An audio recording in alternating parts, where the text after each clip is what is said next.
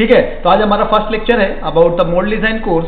ठीक है, लेक्चर 1 रहेगा plastic material and the design important 7 points, मतलब जो भी हम लोग को डिजाइन करने के लिए कुछ पॉइंट्स की जरूरत होती है उसको हम लोग देखते हैं। सभी को मेरी वॉइस क्लियर है? एक बार फिर रिप्लाई कीजिएगा मुझे और माइक ऑफ कर लीजिएगा।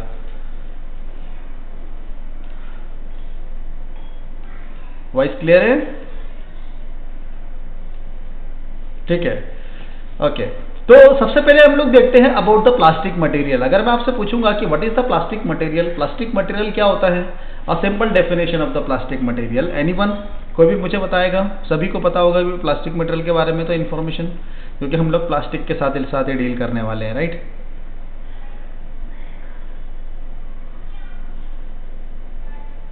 Tell me what is the plastic material, क्या होता है प्लास्टिक मटेरियल?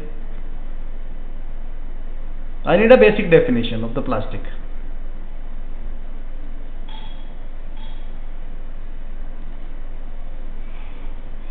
Anyone?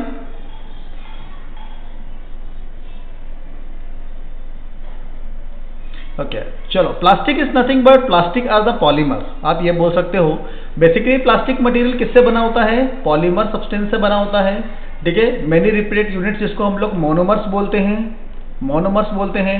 अब वो रिपीट यूनिट्स के होने के कारण इसको डिग्रेड करना थोड़ा सा मुश्किल है, इसको खत्म करना थोड़ा सा मुश्किल है, राइट? तो बेसिकली प्लास्टिक मटेरियल की हम लोग ज़्यादा डीप में नहीं जाएंगे, ठीक है, क्योंकि हम लोगों को मोल्ड को डिजाइन करना सीखना है, नहीं? तो प्लास्टिक मटेरियल के बारे में we should have information about the plastic material, हमको इन्फॉर्मेशन होना चाहिए, राइट? तो इसको हम लोग कोर्स के दौरान ही हम लोग समझेंगे, पढ़ेंगे, जब हम लोग इसको इसके रिगार्डिंग जो कंपोनेंट रहेंगे उसके हम लोग मोल्ड क्रिएट करेंगे, राइट? ठीक है, जनरली अगर मैं प्लास्टिक मटेरियल के बारे में बात करूं तो प्लास्टिक मटेरियल को हम लोग क्या बोलते हैं भाई? हम लोग प्लास्टिक मटेरियल को कैटेगराइज कर सकते हैं दो भागों में, बोल सकते हो कि भाई दो टाइप्स होते हैं, है ना? एक होता है थर्मोप्लास्टिक मटेरियल और एक होता है थर्मोसेट मटेरियल।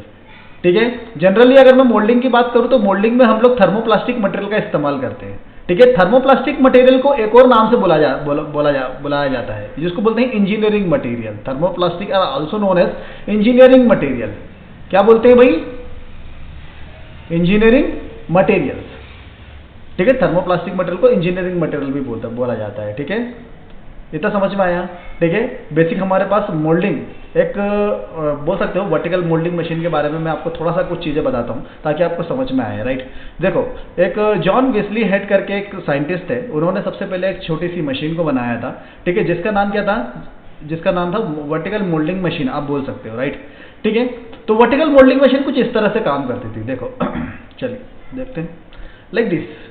ठीक है, इसके अंदर कुछ नहीं हो रहा, इसके अंदर बेसिकली क्या हो रहा है कि यहाँ पर से हम लोग रेजिन ले रहे हैं, प्लास्टिक मटेरियल ले रहे हैं, यहाँ से हम लोगों ने कोई बोल सकते हो कंपाउंड मटेरियल लिया है जो कि इसको बॉन्ड करने का काम करेगा, बाउंड करने का काम करेगा, राइट?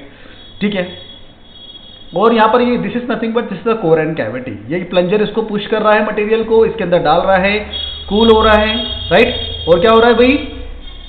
इसके अंदर जा रहा है, आसान है। ठीक है, ज़्यादा कोई कठिन चीज़ नहीं है।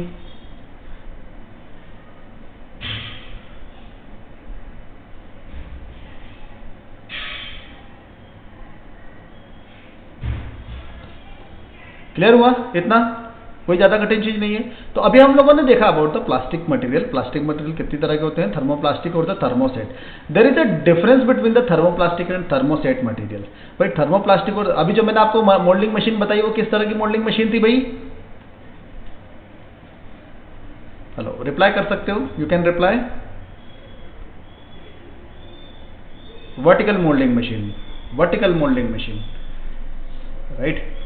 इंजेक्शन मोल्डिंग मशीन थी लेकिन वर्टिकल मोल्डिंग मशीन थी, मतलब सबसे बेसिक मोल्डिंग मशीन आप जिसको बोल सकते हो।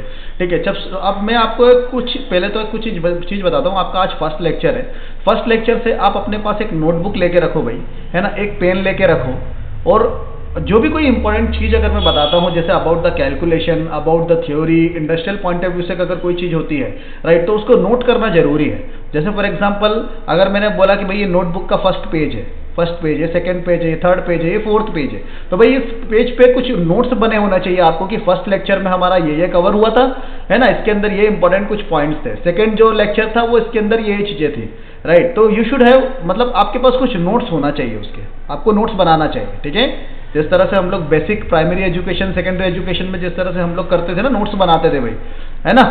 बिल्कुल उसी तरीके से। ठीक है, तो नोट्स बनाना जरूरी है। ठीक है, चलो, there is a difference between the thermoplastic and the thermoset material. अगर मैं पूछूं थर्मोप्लास्टिक और थर्मोसेट मटेरियल के बीच में कुछ डिफरेंस होता है भाई, क्या होता है भाई? थर्मोप्लास्टिक मटेरियल क्या होता है? ये रिसाइकलेबल मटेरियल है, ठीक है, और थर्मोसेट मटेरियल क्या होता है? ये रिसाइकलेबल नहीं है। इसका मतलब अगर मैंने थर्मोप्लास्टिक मटेरियल को किसी विसल में डाला और उसको मैंने कूल कर दिया तो वो हार्ड हो गया।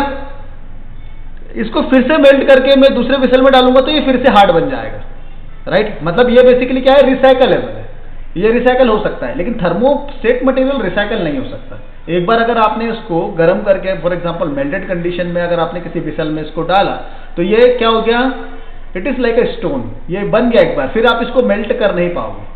तो this is not once shaped can not be melted again, ठीक है, but can be melted repeatedly about the thermoplastic material. ठीक है, ये अंतर है। लेकिन अगर मैं मोल्डिंग की बात करूं तो मोल्डिंग के अंदर हम लोग थर्मोप्लास्टिक मटेरियल का ही इस्तेमाल करते हैं। हम लोग मोल्डिंग के अंदर थर्मोप्लास्टिक मटेरियल का ही इस्तेमाल करते हैं। मैक्सिमम कंडीशन में हम लोग थर्मोप्लास्टिक मटेरियल का ही इस्तेमाल करते हैं, राइट? थर्मोप्लास्टिक मटेरियल को एक और नाम से बुलाया जाता है, क्या बोलते हैं इसको? Thermo engineering material. Very good, ठीक है, नोट करते रहना, एक नोटबुक ले लो, एक पेन ले लो, जरूरी है, राइट? चलो अब बात करते हैं श्रिंकेज वैल्यू की। देखो क्या होता है, जब भी अगर मैं बात करूं apart from the plastic material, अगर प्लास्टिक मटेरियल के अलावा मैं किसी भी और भी मटेरियल की अगर मैं बात करता हूं ना, तो फॉर एग्जांपल मेरे पास ए बी सी और डी करके मेरे पास कुछ मटेरियल है, ठीक है? जैसे for example A B C और डी, ये जो मटेरियल है प्लास्टिक है, ये रबर है, ये एल्यूमिनियम है और ये मेटल है, ठीक है? अगर इनको भी अगर मैं मेल्ट करता हूं एक कुछ टेम्परेचर पर, स्पेसिफिक टेम्परेचर अगर मैं इसको मेल्ट करूंगा, वो मेल्ट करके अगर मैं इसको किसी विसल में डालता हूं जिसका डायमीटर जो है वो 100 का डायमीटर है, 100 का डायमीटर है, जब मैं विसल में डालूंगा, राइट, और इसको मैं क्या करता हूं, इसको कूल करूंगा, इसको ठंडा करूंगा। ठंडा करने पर ये क्या होगा, ये अपने डायमेंशन में क्या करेगा? वेरिएशन लेके आएगा। मतलब क्या करेगा? ये कमी लेके आएगा। अगर 100 का डायमेंशन है तो you will get the 99। For example अगर मेटल है तो 100 का डायमेंशन है तो may be you will gate 99.5, 99.5, लेकिन ये 100 का डायमेंशन करेक्ट नहीं बनेगा आपका। इसका मतलब क्या हुआ? मतलब वो अपने वॉल्यूम में क्या कर रहा है? श्रिंक कर रहा है। अपने वॉल्यूम में क्या कर रहा है? श्रिंक कर रहा है, राइट? क्लियर हुआ? ठीक है, तो this is nothing but this is shrinkage volume. अरे भाई हमको इसके बारे में क्यों पता होना चाहिए? Why we should have information about the shrinkage value?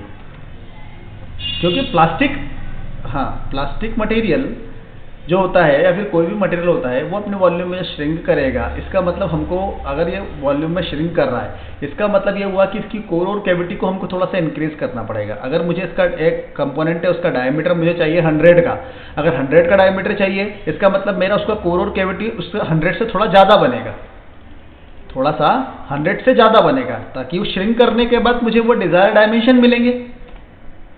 Right और रॉन्ग? मतलब उसका कोर और कैविटी थोड़ा सा बड़ा बनेगा। तो बेसिकली जो श्रिंकेज वैल्यू हम लोगों को मिलती है उस श्रिंकेज वैल्यू को हम लोग ऐड करते हैं into the component, into the CAD model.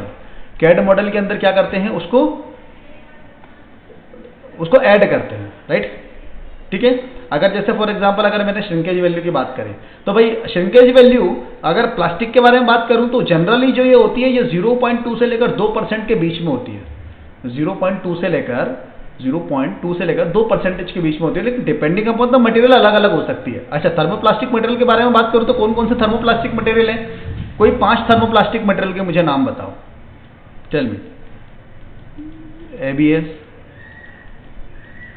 ठीक है, PVC, नायलॉन, है ना, जिसको PA भी बोलते हैं, नायलॉन को PA भी बोला जाता है, पॉलीएमाइड। ओके, ठीक है ना? तो ये 5 है मेरे पास। अगर मैं इसका श्रिंकेज वैल्यू बोलूं तो श्रिंकेज वैल्यू उसका अलग होगा, मटेरियल की प्रॉपर्टीज अलग होगी, मटेरियल की कैरेक्टरिस्टिक अलग होगी, मे बी फिजिकल और केमिकल प्रॉपर्टी इनकी अलग अलग होगी, राइट? ठीक है, उसके हिसाब से क्या होगा, इसका श्रिंकेज वैल्यू भी अलग अलग होगा, इनका श्रिंकेज वैल्यू अलग अलग होगा। क्लियर हुआ? राइट?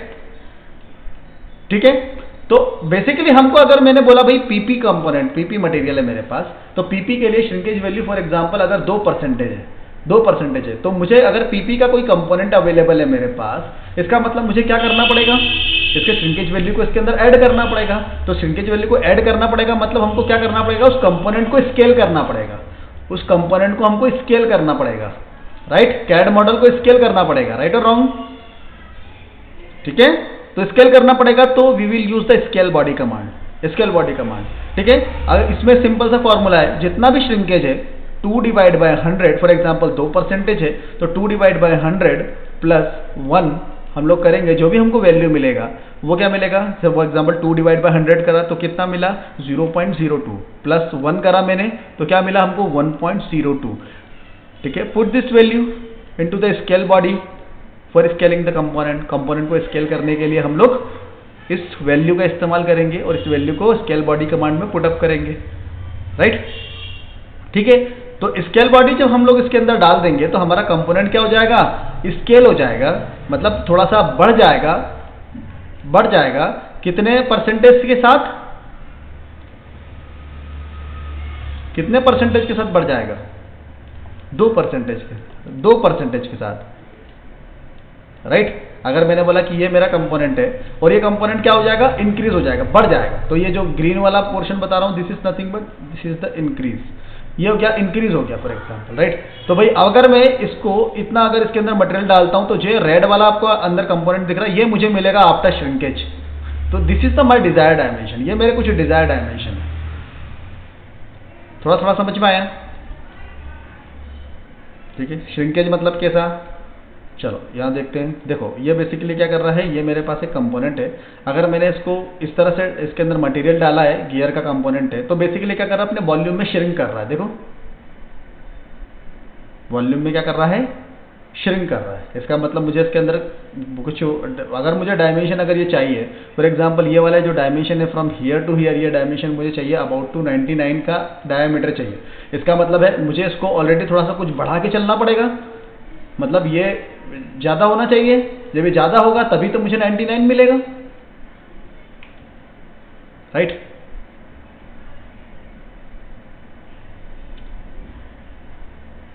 ठीक है, क्लियर हुआ, ठीक है। तो this is the shrinkage value. इसमें कोई क्वेश्चन क्वेरी हो तो पूछो एक बार, पूछिए।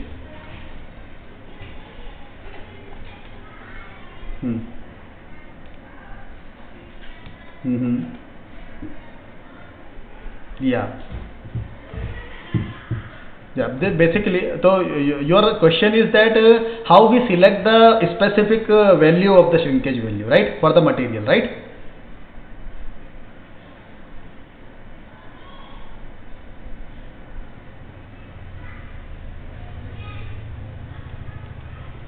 ठीक है, 1.8 to 1.5, ठीक है।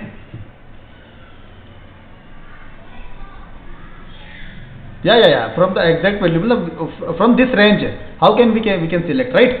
देखो बेसिकली ये किसी दो चीजों के ऊपर डिपेंड करती है। देखो पहले तो है ना, हम लोग कंपोनेंट किस तरह का बना रहे हैं, ठीक है, नोट डाउन करना थोड़ा सा।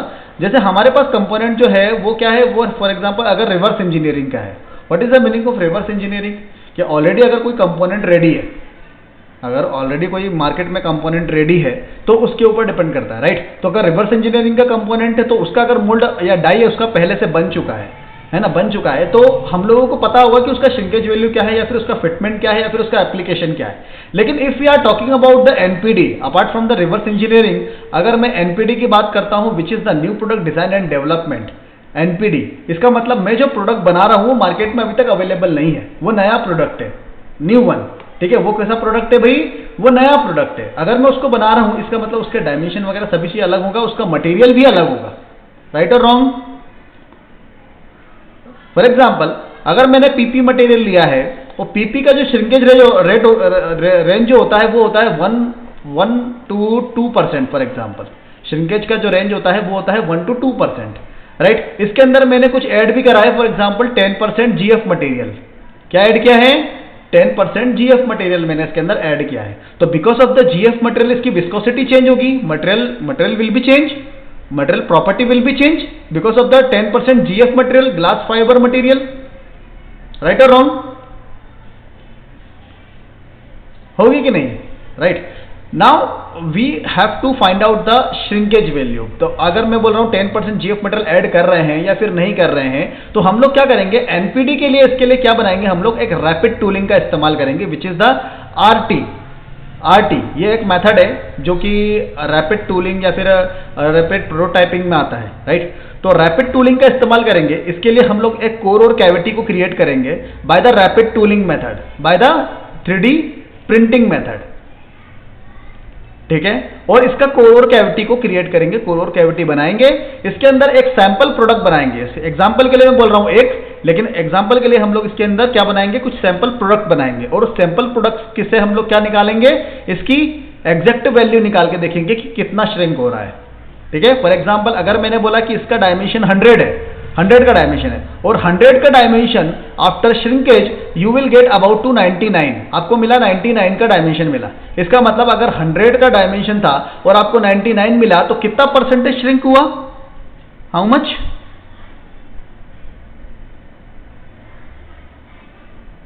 1%, राइट।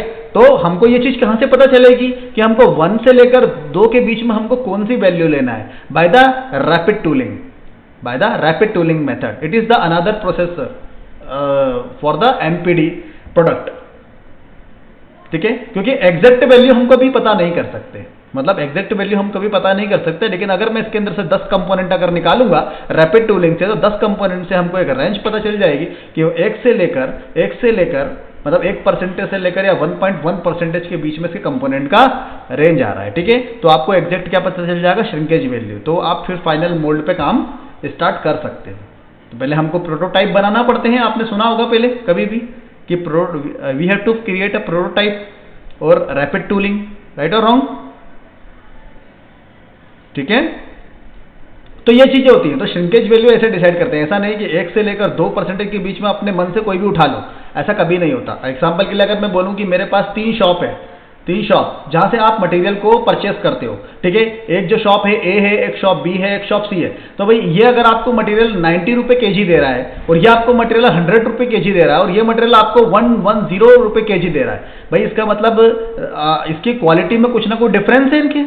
ये भी आपको मटेरियल पीपी दे रहा है, ये भी आपको मटेरियल पीपी दे रहा है, ये भी पीपी दे रहा है, लेकिन इनकी क्वालिटी में क्या है, कुछ डिफरेंस है, अंतर है, ठीक है। अगर वो डिफरेंस रहेगा, इसका मतलब ये हुआ कि आपका श्रिंकेज वैल्यू जो रहेगा वो भी आप एग्जैक्ट नहीं ले सकते कभी भी, मतलब it can be very, right और रॉन्ग,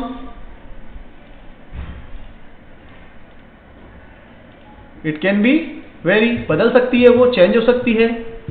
समझ में आया इतना, क्लियर हुआ, ठीक है। तो अभी हम किसका क्वेश्चन था एक बार मुझे बताइए,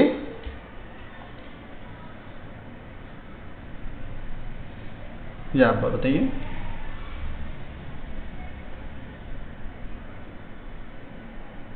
या या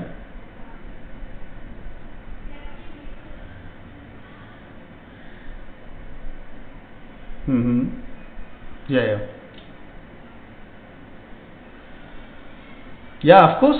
Basically, there is a primary material. For example, if I am talking about the PP material, PC material, ABS material, these are the ABS material, these are the basic material. लेकिन हम लोग कभी बेसिक मटेरियल का इस्तेमाल नहीं करते, हम लोग इसके अंदर कुछ ना कुछ ऐड करते हैं for the strength purpose, for the colouring purpose, ठीक है। और बहुत सारी चीज़ों के लिए हम इसके अंदर कुछ चीज़ें ऐड भी करते हैं, ठीक है। जैसे एग्जांपल के लिए अगर मैं आपसे बोलूं, जैसे टपरवेयर के प्रोडक्ट देखें कभी आपने, टपरवेयर, हाँ टपरवेयर। तो टपरवेयर के प्रोडक्ट कितने शाइन करते हैं, कितने अच्छे दिखते हैं, अच्छे नजर आते हैं। लेकिन अगर उसी टपरवेयर की अगर आप कॉपी देखोगे मार्केट में, तो आपको 200 रुपीज की मिल जाएगी, राइट। लेकिन टपरवेयर का जो मेन प्रोडक्ट होता है वो 2000 के आसपास होता है, एग्जाम्पल के लिए, राइट। इसका मतलब उसका जो मटेरियल ग्रेड है वो अलग है, मटेरियल जो ग्रेड है वो अलग है, वो R&D से निकाला है उन्होंने, अपना खुद का मटेरियल बनाया हुआ है, ठीक है। तो जब हम लोग इस तरह से कंपोनेंट में R&D में बात करते हैं या फिर हम लोग new product design and development में बात करते हैं, तो we have to go for the RT और द रैपिड टूलिंग, हमको रैपिड टूलिंग में जाना पड़ता है, ठीक है। तभी हम लोग उसका पर्टिकुलर श्रिंकेज वैल्यू हमको मिल सकता है कि इस कंपोनेंट के लिए, इस मटेरियल के लिए जो भी हम लोगों ने यूज कर रहे हैं, उसके लिए जो composite material, you can say that composite material, तो उसके लिए हम लोग क्या यूज करें, राइट। चलिए अभी तो ये बेसिक बेसिक चीजें आपको बता रहा हूं, अभी हम लोग जंप नहीं करेंगे, राइट? ठीक है, we will not jump, direct jump नहीं करेंगे, हम लोग बेसिक से स्टार्ट करेंगे और during the design, during the doubt class we will understand everything. Okay, clear हुआ? चलो श्रिंकेज वैल्यू समझ में आया अभी तक जितना मैंने आपको बताया? हम तो थोड़ा सा आगे बढ़े। ओके, ठीक है, ओके। थर्मोप्लास्टिक श्रिंकेज चार्ट, ठीक है, मैंने अभी आपको श्रिंकेज वैल्यू के बारे में बताया। तो देखो अब क्या होगा, थर्मोप्लास्टिक के बारे में हम लोग डील करने वाले हैं। तो दिस इज थर्मोप्लास्टिक मटेरियल, यहाँ पर बहुत सारे थर्मोप्लास्टिक मटेरियल हैं, ठीक है, जिसमें सबसे पहले एबीएस है, फिर पीएस मटेरियल है, पीए है ना, जिसको नायलॉन भी बोलते हैं हम लोग, राइट? अब देखो पीसी मटेरियल है ना, पॉम है, पीपी है, राइट? अगर इन मटेरियल की बात करूं तो भाई श्रिंकेज जो है वो किसके ऊपर डिपेंड करता है? जैसे मैंने आपको बताया, physical and the chemical properties के ऊपर डिपेंड करता है, उसका बिहेवियर क्या है, उसका डेंसिटी क्या है, वो सब चीजों के ऊपर डिपेंड करता है, राइट? और इस हिसाब से सभी मटेरियल की जो प्रॉपर्टीज होती है ना वो अलग अलग होती है, एप्लीकेशन अलग अलग जगह होता है। जैसे एग्जाम्पल के लिए अगर मैं बोलूं एबीएस मटेरियल कहां पर यूज होता है, चलो बताओ, where is the application of the ABS material? Okay, मतलब अगर मैं कोई पूछूं पर्टिकुलर इंडस्ट्री पूछूं तो ऑटोमोबाइल में इसका यूज होता है, राइट? है ना? और अगर मैं और चीज पूछूं तो भाई जहां पर जैसे एग्जांपल जहां पर हीट वाला काम होता है, जहां पर प्लास्टिक मटेरियल गरम इन्वायरमेंट में आ रहा है या फिर हीट वाले इन्वायरमेंट में आ रहा है, वहां पर एबीएस का इस्तेमाल होगा, राइट? जैसे एग्जाम्पल के लिए अगर मैं बात करूं ड्रिल मशीन आपने देखी ड्रिल मशीन, है ना, ड्रिल मशीन। तो ड्रिल मशीन जो होती है, वो ड्रिल मशीन का जो ऊपर का पूरा कैसिंग होता है ना, ये पूरा कैसिंग होता है, ये किस मटेरियल का होता है? ग्रीन कलर का या रेड कलर का या ब्लैक कलर का कैसिंग होता है ना, वो भी एबीएस मटेरियल का ही होता है। क्यों? क्योंकि इसके अंदर जो आर्मेचर होता है वो क्या करेगा? रोटेट करेगा, because of the electromagnetic force वो रोटेट करेगा, उसके अंदर वाइंडिंग होती है वायर की, तो वो क्या करेगा? गर्म करेगा इसको। तो गर्म करेगा तो वो हीट रेजिस्टेंस होना चाहिए, जो ऊपर का कैसिंग होता है वो हीट रेजिस्टेंस होना चाहिए, राइट? तो दैट्स वाई जहां पर भी आप बोल सकते हो कि जहां पर हीट से हम लोग डील करेंगे वहां पर एबीएस मटेरियल होगा। क्लियर हुआ? ठीक है, अब जैसे पीएस की बात करते हैं, पीएस पॉलीस्टायरीन। तो पीएस जो मटेरियल है जहां पर ट्रांसपेरेंसी की बात करते हैं हम लोग, जैसे जो कांच वाला इफेक्ट होता है या कांच वाला इफेक्ट देना है, ट्रांसपेरेंसी की बात करते हैं, तो वहां पर पीएस मटेरियल होता है, राइट? ठीक है, अब जैसे मैं नायलॉन की और बात करता हूं, नायलॉन और पॉम की बात करता हूं, देखो ये इन्वायरमेंट के साथ कम रिएक्शन करते हैं, नायलॉन और पॉम मटेरियल ये इन्वायरमेंट के साथ क्या करते हैं? कम रिएक्शन करते हैं, ठीक है? अब कम रिएक्शन करने के कारण आप बोल सकते हो कि भाई इसका जो यूज होता है वो मेडिकल इक्विपमेंट्स बनाने के लिए होता है, मेडिकल इक्विपमेंट्स, या फिर जैसे एग्जांपल के लिए आरओ के कंपोनेंट, आरओ समझते हो, प्यूरिफायर, राइट? तो आरओ जो होता है उसके कुछ कंपोनेंट्स बनाते हैं, जैसे सोलेनॉइड वाल्व वगैरह बनाना है हमको, राइट? या फिर आप बोल सकते हो ऐसा कोई चीज जहां पर साफ सफाई की जरूरत होती है, क्लीननेस की जरूरत होती है, वहां पर नायलॉन और पॉम का इस्तेमाल किया जाता है, ठीक है? सबसे favourite material PP and the PC, PP and the PC. अच्छा, इसको क्या बोलते हैं भाई? पीपी और पीसी के लिए क्या क्या आपको कंपोनेंट नजर आते हैं अगर मैं पूछूं तो?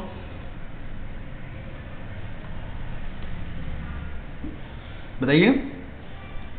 It's a food grade material. कैसा है ये? Food grade material. मतलब जहां पर खाने की बात आती है, बच्चों के टिफिन, बच्चों के बॉटल्स, राइट? या फिर आप बोल सकते हो किचन वेयर के प्रोडक्ट, वो पीपी और पीसी मटेरियल के बनाए जाते हैं। क्यों? क्योंकि ये फूड के साथ रिएक्शन नहीं करते। ये क्या है?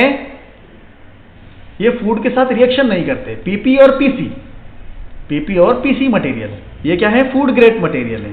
इतना समझ में आया कि नहीं? ठीक है। अच्छा, अगर मैं बात करूं एचडीपीई मटेरियल की, एचडीपीई मटेरियल कहां यूज होता है? चलो बताए, कोई भी स्टूडेंट बताएगा मुझे एचडीपीई मटेरियल कहां यूज होता है?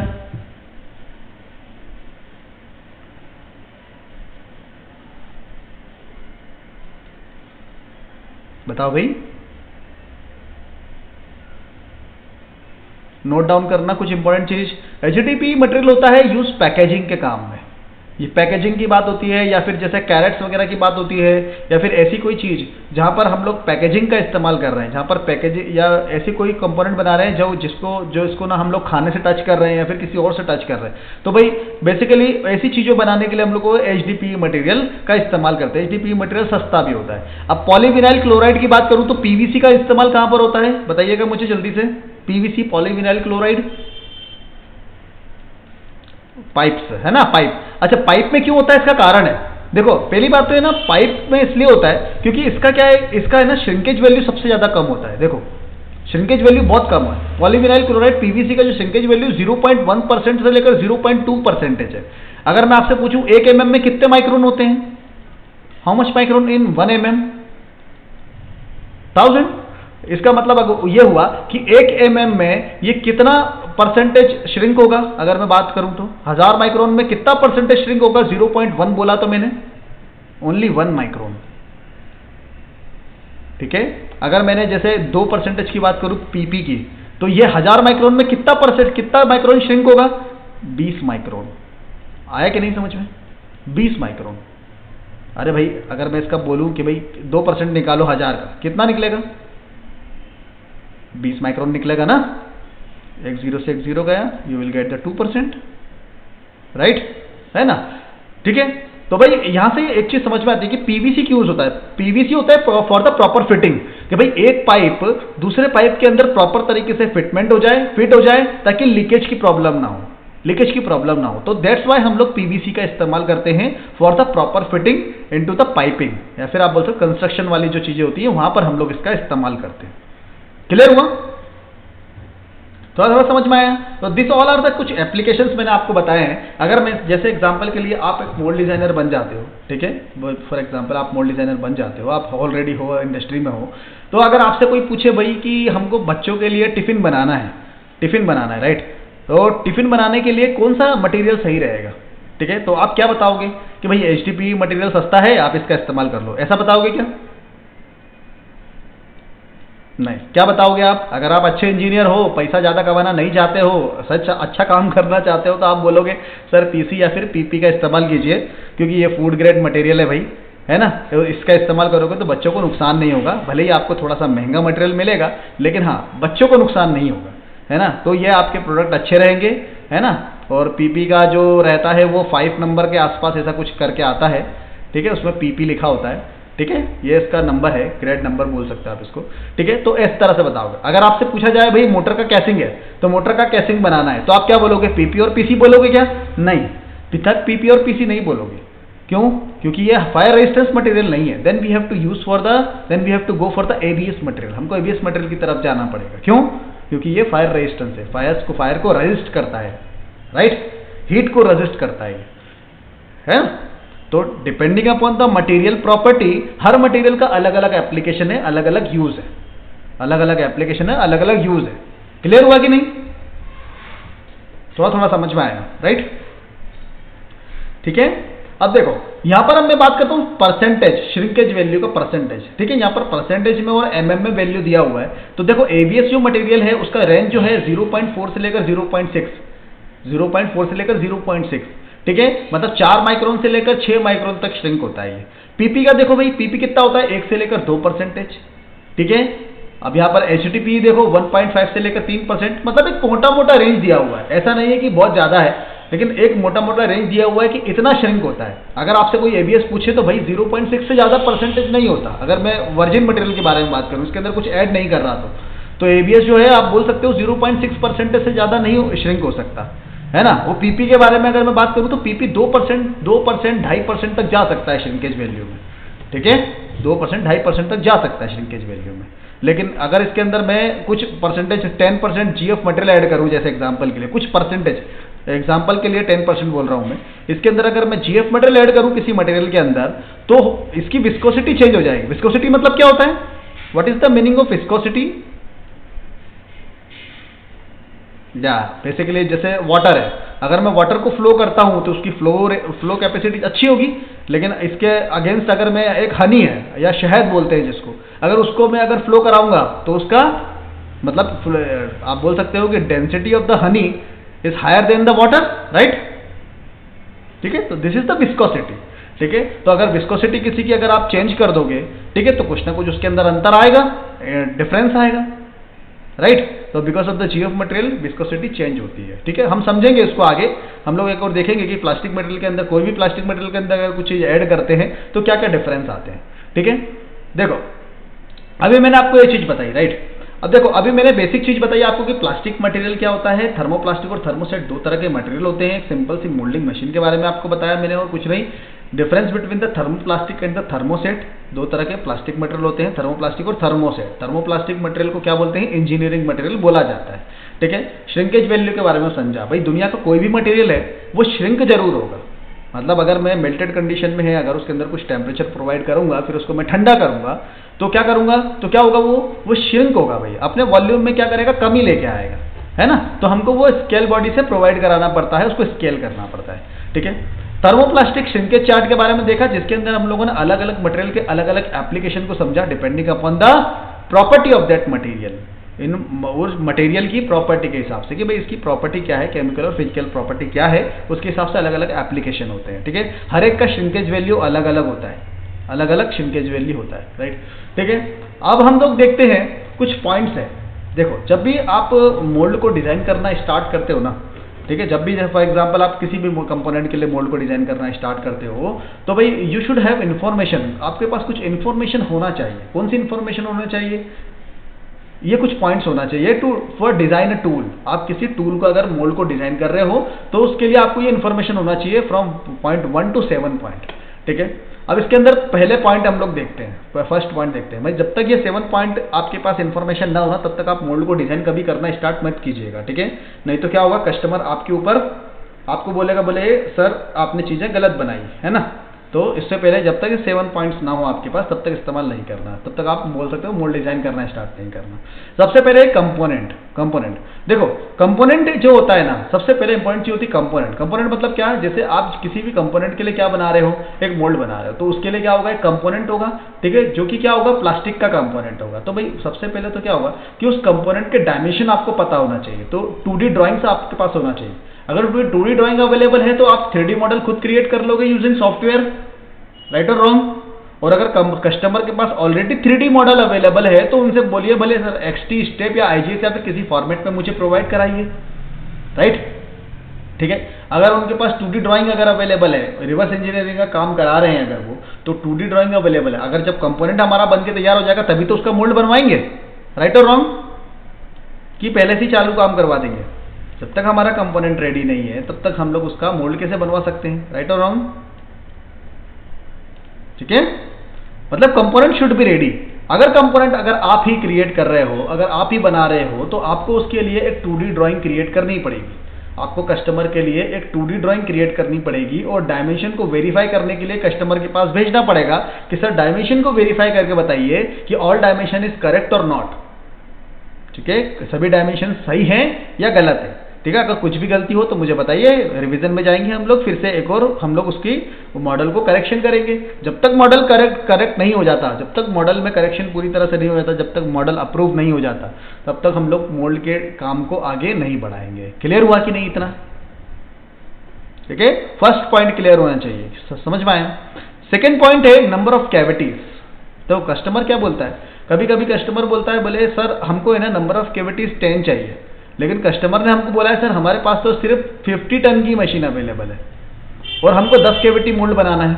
अब मान के चलो 50 टन की मशीन जो है, 50 टन की मशीन में हम लोग सिर्फ 150 ग्राम मटेरियल भर सकते हैं। कितना मटेरियल भर सकते हैं भाई, एग्जाम्पल के लिए कितना मटेरियल भर सकते हैं, 150 ग्राम का ही मटेरियल भर सकते हैं। ठीक है, और कंपोनेंट जो है, एक जो कंपोनेंट है वो 20 ग्राम का है। तो मुझे बताओ कि अगर एक कंपोनेंट 20 ग्राम का है और कस्टमर अगर 10 नंबर ऑफ कैविटीज की बात कर रहा है, तो मुझे बताओ क्या एक 50 टन की मशीन में, 50 टन की मशीन में क्या मैं 20 ग्राम के 10 कंपोनेंट बना सकता हूं क्या? अरे भाई वो 150 ग्राम का मटेरियल भर सकता है मैक्सिमम, इससे ज्यादा भर ही नहीं पाएगी मशीन। तो 10 अगर 20 ग्राम का एक कंपोनेंट है तो 10 कैविटी के हिसाब से कितना कितना ग्राम हो गया ये, 200 ग्राम।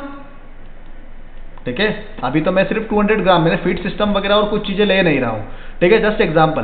तो आप बोलोगे सर 50 टन की मशीन में ये पॉसिबल नहीं है, क्योंकि जो आपके पास 50 टन की मशीन अवेलेबल है वो 150 ग्राम की है ना, 150 ग्राम का मटेरियल उसके अंदर भर सकता है, तो 10 केविटी तो नहीं बना पाएंगे हम लोग।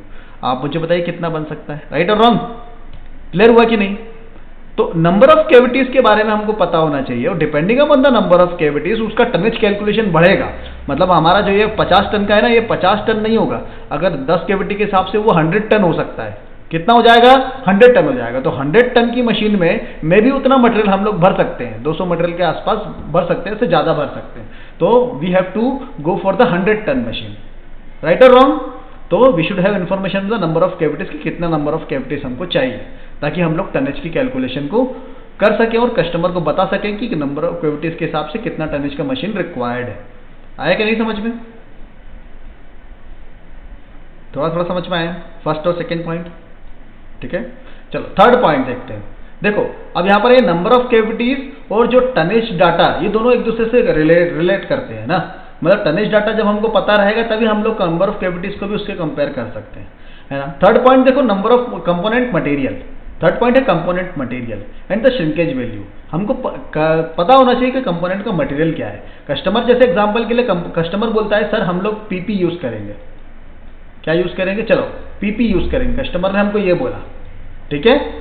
लेकिन अगर पीपी की जगह अगर कस्टमर ने पीसी इस्तेमाल कर लिया तो क्या होगा? बताओ मुझे। हम लोगों ने मोल्ड किसके लिए बनाया था? पीपी के लिए। लेकिन instead of the PP material customer use PC material, polycarbonate material. तो क्या होगा? देखो पीपी की डेंसिटी पीसी से आधी होती है। मतलब अगर मैं बोलूं पीपी की डेंसिटी अगर 5 है तो पीसी की डेंसिटी 10 है। विस्कोसिटी अगर पीपी की डेंसिटी अगर 5 है, विस्कोसिटी अगर 5 है तो पीसी की विस्कोसिटी 10 है। तो क्या अंतर आएगा? अगर हम लोगों ने पीपी के लिए मोल्ड बनाया है और उन्होंने अगर पीसी यूज कर लिया तो क्या होगा? अरे मटेरियल उसके अंदर फील ही नहीं होगा, क्योंकि रनर कैलकुलेशन हम लोगों ने पीपी के हिसाब से किया था। लेकिन उन्होंने पीसी यूज करा है, तो पीसी अगर उन्होंने यूज करा है तो मटेरियल उसके अंदर फील ही नहीं होगा, भराएगा ही नहीं, कंपोनेंट आधा भराएगा। थोड़ा थोड़ा समझ में आया?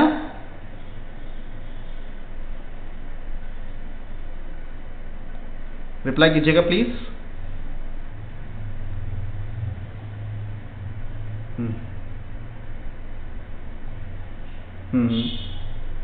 बिल्कुल बिल्कुल बिल्कुल। बेसिकली क्या होता है, पीपी मटेरियल जो है ना, पीपी मटेरियल का विस्कोसिटी होता है ना, वो पीसी मटेरियल की विस्कोसिटी से आधी विस्कोसिटी होती है। मैंने बोला ना पीपी का विस्कोसिटी एग्जांपल के लिए अगर 5 है तो पीसी का विस्कोसिटी कितना 10 होगा। मतलब ये कितना होगा? ये थोड़ा थिक मटेरियल है एग्जांपल के लिए।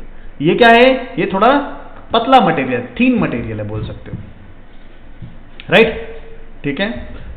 ठीक है, तो we should have information about the component material. भी कंपोनेंट का स्पेसिफिक मटेरियल है क्या उसके बारे में पता होना चाहिए, ठीक है। एंड द श्रिंकेज वैल्यू के बारे में हमको पता होना चाहिए कि श्रिंकेज वैल्यू उसका क्या है, ठीक है। रिवर्स इंजीनियरिंग का प्रोडक्ट है तो वो हमको ऑलरेडी बता देंगे सर इसका श्रिंकेज वैल्यू अगर आप इतना ले लोगे तो काम चल जाएगा, राइट। लेकिन अगर एनपीडी का है तो फिर हमको उसके लिए रैपिड टूलिंग के लिए जाना पड़ेगा। We have to discuss with the customer about the shrinkage value, ठीक है। ठीक है। फोर्थ पॉइंट है मेथड ऑफ डिकेटिंग, ऑटोमेटिक और मैनुअल। मेथड ऑफ डिकेटिंग का मतलब यह हुआ कि मेरे पास अगर नंबर ऑफ कैविटीज 2 है लाइक दिस, ठीक है। अब मैं क्या कर रहा हूं, इसके साथ ये है मेरा स्प्रू और ये है मेरा runner. This is nothing but this is the sprue and this is the runner, ठीक है। अगर मैंने बोला कि भाई ये this is nothing but this is the feed system, what is this? Feed system. देखो मेथड ऑफ डिकेटिंग ऑटोमेटिक और मैनुअल, इसका मतलब ये हुआ कि कंपोनेंट को और feed system is nothing but it is the waste material, okay. तो इन दोनों को अलग कैसे करना है, ठीक है। How we degate the material component and the feed system, ठीक है। कैसे दोनों को अलग करेंगे, डिकेट कैसे करेंगे? ऑटोमेटिक तरीके से करेंगे या मैनुअल तरीके से करेंगे? मैनुअल करेंगे इसका मतलब we have to cut by the cutter से हमको काटना पड़ेगा। We have to add the labour cost, हमको एक लेबर कॉस्ट उसके अंदर ऐड करना पड़ेगा। और ऑटोमेटिक मतलब we have to implement a mechanism into that, हमको इसके अंदर कुछ ना कुछ मैकेनिज्म डालना पड़ेगा। ऑटोमेटिक का मतलब ये हुआ, इसके अंदर कुछ ना कुछ मैकेनिज्म डालना पड़ेगा जिससे ये ऑटोमेटिकली डिगेट हो जाए, राइट, ठीक है। अगर ऑटोमेटिक डिगेट करना है तो इसका मोल्ड महंगा बनेगा, थोड़ा सा कॉस्ट विल बी हाई। और अगर मैनुअल अगर बनाएंगे तो मोल्ड तो सस्ता बनेगा, लेकिन बाद में हम लोगों को लेबर कॉस्ट देना पड़ेगा। क्लियर हुआ कि नहीं? थोड़ा थोड़ा समझ में आया? ठीक है, चलो फिफ्थ क्वेश्चन, फिफ्थ जो पॉइंट है वो है इंजेक्शन मोल्डिंग मशीन का डाटा। कस्टमर के पास अगर ऑलरेडी कोई इंजेक्शन मोल्डिंग मशीन अवेलेबल है ना, फॉर एग्जांपल उसके पास 30 टन की मशीन अवेलेबल है, कस्टमर के पास 50 टन की मशीन अवेलेबल है, तो भाई कस्टमर से हमको उसका डाटा लेना पड़ेगा कि 30 टन और 50 टन की मशीन का डाटा हमको चाहिए कि उनका प्लेटेन साइज क्या है, शर्ट हाइट कितना हम लोग ले सकते हैं, मैक्सिमम मोल्ड की हाइट और मैक्सिमम मिनिमम मोल्ड की हाइट कितनी हो सकती है। ये इन्फॉर्मेशन हमको लेनी पड़ेगी about the injection moulding machine जो कस्टमर के पास ऑलरेडी अवेलेबल है। क्योंकि यहाँ पर क्या होता है, 30 टन की मशीन अगर अलग अलग कंपनी की अगर 30 टन की मशीन है ना, तो वो डिफरेंट हो सकती है। जैसे उसके स्क्रू का डायमीटर अलग होगा, या फिर उसका फॉर एग्जांपल कुछ स्पेसिफिकेशन अलग हो सकता है ना। किसी के अंदर 80 ग्राम का मटेरियल भर रहा है, तो किसी के अंदर हो सकता है 50 ग्राम का मटेरियल भर रहा हो। तो depending upon the company to company वो डाटा वेरी हो सकता है ना, चेंज हो सकता है। क्लियर हुआ है ना? सिक्स जो पॉइंट है वो है हॉट रनर का यूज, यस और नो। हॉट रनर मतलब क्या होता है, एक अलग से एपरेटस होता है, एक अलग से मशीन होती है जो हम लोग मोल्ड के अंदर लगाते हैं, जिससे हमारा फीड सिस्टम क्रिएट नहीं होता। ठीक है, तो हॉट रनर का यूज यस और नो, ये हमको क्वेश्चन पूछना पड़ेगा उनसे, क्योंकि फिर हम लोग हॉट रनर जब देखेंगे तब हम लोग समझेंगे इसको, राइट। सेवंथ क्वेश्चन है required production rate for the component. इसका मतलब ये हुआ required production rate for the component, मतलब नंबर ऑफ कितना शॉट आपको निकालना है। जैसे एग्जांपल के लिए अगर आपके पास एक मोल्ड है, और उससे आपको 1000 शॉट निकालना है। ठीक है, 1000 शॉट निकालना है मतलब 1000 बार वो ओपन और क्लोज होना चाहिए। अगर नंबर ऑफ कैविटीज उसका 8 है, तो कितने कंपोनेंट बनेंगे 1000 शॉट में? हाँ 8000, 8K है ना, 8000 कंपोनेंट बनेंगे। Very good.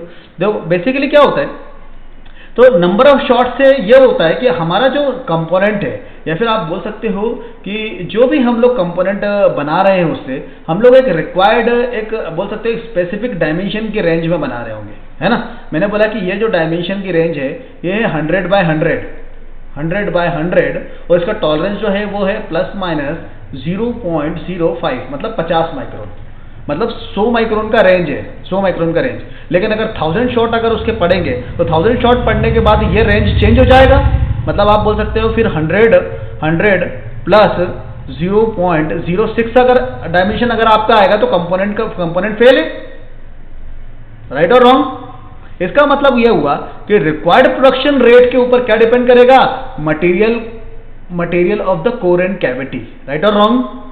Material of the core and cavity कि भाई मुझे उसमें P20 मटेरियल चाहिए या फिर मुझे H13 और H11 मटेरियल चाहिए। अगर फॉर एग्जांपल मुझे सिर्फ 1000 शॉट निकालना है और विदिन, अगर वो डिपेंड करता है कि कंपोनेंट कैसा है। अगर फिटमेंट का कंपोनेंट रहेगा, मेल और फीमेल पार्ट रहेगा, तो फिर हम लोगों को वैसा काम करना पड़ेगा। अब जैसे एग्जाम्पल के लिए अगर हाउस होल्ड का प्रोडक्ट है मेरे पास, ठीक है, जैसे वो होता है जिसके अंदर हम लोग भाई वो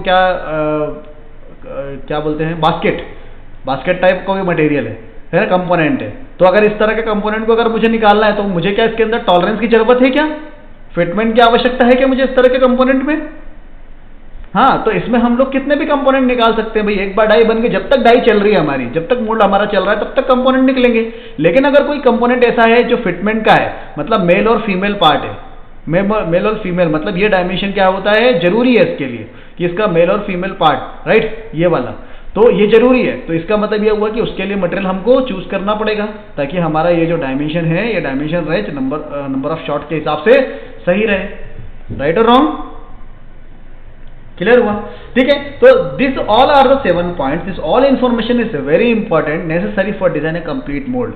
अगर आप मोल्ड को अगर डिजाइन करना स्टार्ट करते हो तो ये इन्फॉर्मेशन होना आपके पास बहुत ज्यादा जरूरी है, इंपॉर्टेंट है। ठीक है, ये सात जो आपके पास जो मैंने पॉइंट्स बताए ना, इसके बारे में इंफॉर्मेशन भाई होना चाहिए। क्लियर हुआ? ठीक है, ओके। सिंपल कोर और कैविटी कैसी होती है भाई? This is nothing but this is the simple component and the simple core and cavity is nothing but it is the female portion of the component and core is nothing but is the male portion of the component. ऐसा बोला जाता है लेकिन जरूरी नहीं है ऐसा। ठीक है, ये है हमारा कंपोनेंट, ये है कंपोनेंट। अगर मैं बोलूँ भाई, अगर मैं कोर और कैविटी को अगर फील करता हूँ तो इसके अंदर एक इंप्रेशन बन जाएगा, विच इज द एम्प्टी इंप्रेशन, खाली इंप्रेशन बनेगा। इसके अंदर मटेरियल को फील करेंगे, फिर इसको कूल करेंगे हम लोग, राइट। इसको यहाँ से कूल करेंगे, कूलिंग पाइप प्रोवाइड कराएंगे। कूल करने के बाद हमको क्या मिलेगा, हमारा डिजायर कंपोनेंट मिलेगा into the solid form, into the solid form. Clear हुआ? ठीक है। ये क्वेश्चन में ये जो पॉइंट्स मैंने आपको बताए हैं, इसके अंदर कोई क्वेश्चन क्वेरी हो तो पूछ सकते हो।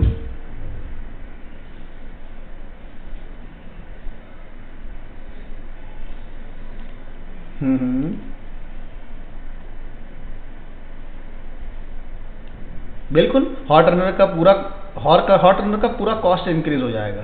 जैसे अगर मान के चलो आपके पास अगर कंपोनेंट है और आपके पास नंबर ऑफ कैविटीज 4 है, ठीक है, नंबर ऑफ कैविटीज 4 है, तो 4 नंबर ऑफ कैविटीज के हिसाब से आपको यहाँ पर 4 नोजल लगेंगे। 4 नोजल लगेंगे तो 4 नोजल का जो भी कॉस्ट रहेगा, जहाँ से भी आप हॉट रनर मंगवा रहे हो और उसका मैनीफोल्ड अगर आप मंगवा रहे हो साथ में, राइट, तो उसका कॉस्ट अलग रहेगा, राइट। तो वो कॉस्ट उसके अंदर ऐड होगा। तो हॉट रनर का जो कॉस्ट रहेगा ना, उसके अंदर मोल्ड के अंदर ऐड होता है और मैन्युफैक्चरिंग आपकी ज़्यादा जाएगी, ठीक है। लेकिन डिपेंड करता है कंपोनेंट टू कंपोनेंट, किस तरह का आप कंपोनेंट क्रिएट करवा रहे हो उसके ऊपर डिपेंड करता है। लेकिन हॉट रनर का कुछ फायदे भी हैं, कुछ नुकसान भी है, राइट, ठीक है। तो यह हम लोगों ने इतनी चीजें देखी अभी, ठीक है, 7 पॉइंट्स तक हम लोग समझे हैं, ठीक है। अब मैं क्या करता हूँ, आपको एक प्रेजेंटेशन पीपीटी एक और बताता हूँ, ताकि आप थोड़ा कुछ बेसिक चीजें थोड़ा सा समझ सको, ठीक है। बेसिक चीजें आप थोड़ा सा कुछ समझ सको, वो चीज मैं आपको थोड़ा सा बताता हूँ। 1 मिनट, ओके, चलो, ठीक है, ठीक है। अब देखो यहाँ पर इंजेक्शन मोल्डिंग इंट्रोडक्शन देखते हैं कि इंजेक्शन मोल्ड टेक्नोलॉजी के बारे में, या फिर मोल्ड टेक्नोलॉजी हम लोग बोल सकते हैं, ठीक है।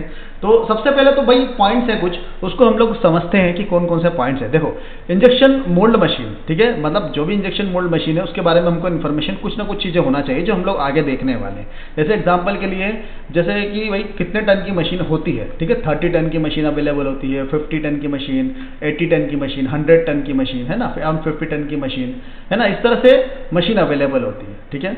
अब इसके कुछ पार्ट्स होते हैं, जैसे मोल्ड क्लैंप यूनिट, ठीक है, डाई और mould unit. Mould clamp unit क्या होता है, जहां पर मतलब क्लैंपिंग वाला सिस्टम होता है। डाई मोल्ड यूनिट जहां पर हम लोग डाई को लगाते हैं, राइट। इंजेक्शन यूनिट कौन सा होता है, जहां से मटेरियल को हम लोग पुश करते हैं इनटू द डाई, है ना, डाई के अंदर मटेरियल को पुश करते हैं। इसके अंदर कुछ और ऑप्शन भी दिखा रहा है, कुछ और पोर्शन भी दिखा रहा है, जो क्या है, ठीक है, और ऑप्शन क्या बता रहे हैं यहां पर, ठीक है। यहाँ पर हमको इजेक्शन प्रोसेस बता रहा है, मोल्ड किस तरह से उसके अंदर सील होता है, मूवेबल साइड, है ना, फिक्स्ड साइड प्लेट, है ना, प्रोडक्ट होता है यहाँ पर, राइट। प्लास्टिक मटेरियल के बारे में आपके पास इंफॉर्मेशन होनी चाहिए, ठीक है। We should have information about the plastic material. जैसे हमारा थर्मोप्लास्टिक मटेरियल है या फिर थर्मोसेट मटेरियल है, कौन सा हमारे पास मटेरियल है उसके बारे में हमको पता होना चाहिए, ठीक है, ठीक है। ये कुछ बेसिक इंफॉर्मेशन है, राइट। जनरली हम लोग थर्मोप्लास्टिक मटेरियल का इस्तेमाल करते हैं, ठीक है। अब जैसे मोल्ड बेस कौन कौन से होते हैं, देखो, fixed half and the moving half, clear, ठीक है। जैसे टॉप है ना, और दोनों को मिला के बनता है मोल्ड की हाइट, दोनों को मिला के क्या बनेगा, मोल्ड की हाइट, ठीक है। अब देखो, टॉप प्लेट और कैविटी प्लेट, ये क्या होगा, फिक्स्ड हाफ में आएगा, ठीक है। Core plate, back plate, spacer, ejector plate, ejector back plate और बॉटम प्लेट, ये किस में आएगा, मूविंग हाफ के अंदर। फिक्स्ड हाफ जो होता है वो फिक्स होता है ना। मूविंग हाफ जो होता है वो क्या होता है, मूव करता है ना, बोल सकते हो कंपोनेंट को इजेक्ट करने का काम करेगा, ओके। उसके बाद है मोल्ड बेस वर्किंग। अब देखो, मोल्ड बेस जनरली कुछ इस तरह से वर्क करेगा। जैसे एग्जांपल के लिए हमारा ये मोल्ड बेस है पूरा कंप्लीट, है ना, जो कि इंजेक्शन मोल्डिंग मशीन में लगा हुआ है। तो इस तरह से कुछ काम करेगा। क्या करेगा, ये कंपोनेंट को इजेक्ट करने का काम करता है, लाइक दिस, ठीक है। कंपोनेंट बना, है ना, फिल हुआ, पैक हुआ। तो कौन कौन सी प्रोसेसेस के अंदर देखो, फिलिंग हुआ मटेरियल का, पैक एंड होल्ड हुआ, फिर पार्ट का कूल हुआ, पार्ट कूलिंग हुआ, ओपन एंड इजेक्शन हुआ एंड द क्लोज हुआ। तो यही वाली साइकिल चलती है हमारी। अगेन फिर से फिलिंग हुआ, पैक एंड होल्ड हुआ, पार्ट कूलिंग हुआ, ओपन एंड इजेक्ट हुआ एंड द क्लोज हुआ, राइट। यही प्रोसेस चलती है, राइट। उसके बाद टाइप ऑफ मोल्ड कितने तरह के होते हैं। देखो, अगर बेसिक मैं बता रहा हूँ ताकि इंजेक्शन मोल्डिंग मशीन को तो टेक्नोलॉजी को समझ सको आप। जैसे एग्जांपल के लिए 2 प्लेट मोल्ड, देखो इस तरह से 2 प्लेट मोल्ड होता है, जिसके अंदर एक पार्टिंग लाइन और पार्टिंग सरफेस होती है, राइट। सेकंड होता है 3 प्लेट मोल्ड, ठीक है। 3 प्लेट मोल्ड में 2 पार्टिंग लाइन और पार्टिंग सरफेस होगी, आपका फीड सिस्टम अलग निकलता है ना, कंपोनेंट अलग तरीके से निकलेगा। क्लियर, ठीक है। उसके बाद है हॉट रनर मोल्ड, ठीक है। इस तरह से हॉट रनर मोल्ड कि इसके अंदर क्या लगाया हम लोगों ने, अलग से एक मशीन जैसा लगा दिया है, या फिर आप बोल सकते हो नोजल वगैरह टाइप लगा दिया है, राइट। उसके बाद है स्लाइडर मोल्ड, ठीक है।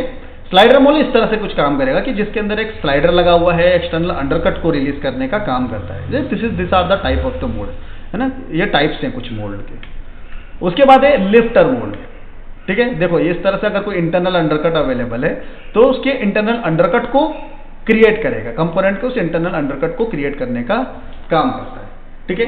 तो ये क्या है, ये कुछ मैंने आपको इंट्रोडक्शन बताया है ताकि आप उस इंट्रोडक्शन को समझ सको कि मोल्ड टेक्नोलॉजी किस तरह से थोड़ा सा काम करता है। क्लियर हुआ, इतना समझ में आया, बेसिक चीजें समझ में आई, ठीक है। चलो, तो ये था हमारा complete first lecture about the first material lecture, जो कि हमारा एक तरह से बोल सकते हो कि जो बेसिक इन्फॉर्मेशन आपके पास होनी चाहिए। और जब भी आप लेक्चर को अटेंड करो ना, तो भाई आपका फर्स्ट लेक्चर है, फ्रॉम द फर्स्ट लेक्चर से ही आपको स्टार्ट करना चाहिए नोट्स बनाना, ठीक है। मतलब मैं आपको सजेस्ट करता हूँ हमेशा कि आप नोट्स बनाना स्टार्ट करो, जो कि बहुत ज़्यादा इंपॉर्टेंट है। क्लियर हुआ, ठीक है, नोट्स बनाना स्टार्ट करो, ठीक है। तो यहाँ पर अभी मैं कुछ आपको इन्फॉर्मेशन देता हूँ अबाउट द कोर्स, जैसा मैंने आपको बताया था।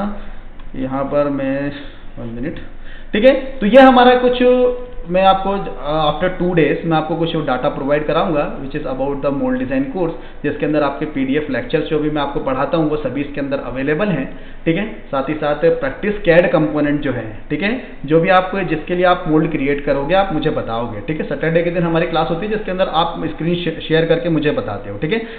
फर्स्ट लेक्चर से लेकर पूरे कंप्लीट लेक्चर इसके अंदर अवेलेबल हैं, ठीक है। अबाउट 28 लेक्चर इसके अंदर अवेलेबल हैं।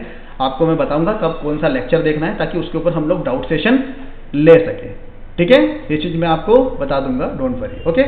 क्लियर हुआ, ठीक है। आज का लेक्चर सभी को समझ में आया भाई, कुछ बेसिक चीजें देखी हैं, ज्यादा हम लोगों ने बहुत बड़ा चला के नहीं देखा है, राइट, ठीक है। थोड़ा समझ में कम आया क्या?